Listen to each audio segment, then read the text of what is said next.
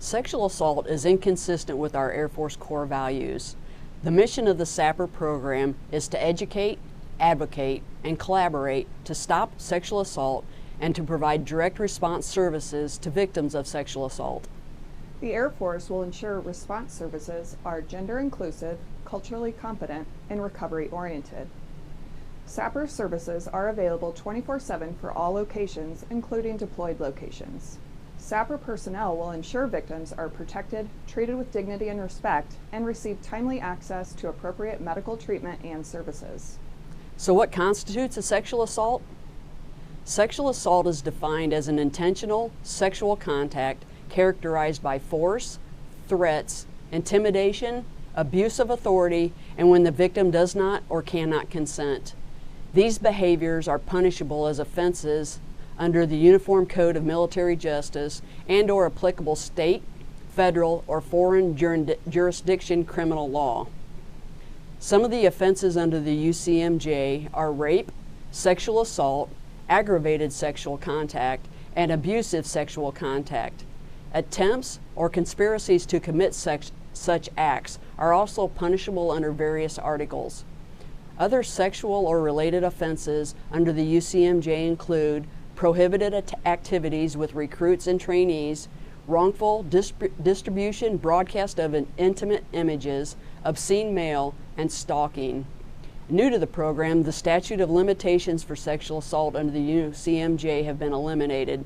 Additionally, there is a requirement that sex-related findings and/or determinations of non-judicial punishment be included in a personnel records and mandates commanders to review personnel records of incoming service members for these notifications. So let's talk about consent. What is it and what is it not? Consent is a freely given agreement to the conduct at issue by a competent person. We are referring to acts of a sexual nature. So when you think of the word agreement, that means you talk about it with another person. You have a discussion out in the open and you come to an agreement. Think of when you're ordering pizza with another person. You have a discussion about the kind of crust, what kind of toppings, what you like, what you don't like. You may come to an understanding and set limits. Pepperoni on half, sausage and mushroom on the other half, but never Hawaiian. So let's talk about what consent is not. An expression of lack of consent through words or conduct means that there is no consent. Someone not showing resistance verbally or physically does not constitute consent. Submission resulting from the use of force, threat of force, or placing another person in fear does not constitute consent. A current or previous dating, social, or sexual relationship by itself does not entitle you to have sex with that person. A person's manner of dress does not constitute consent. A person's past sexual history does not constitute consent. A sleeping, unconscious, or incompetent person cannot consent. Be mindful when someone has been drinking. Consent cannot be assumed. If you are unsure about consent, always ask and wait for an affirmative response.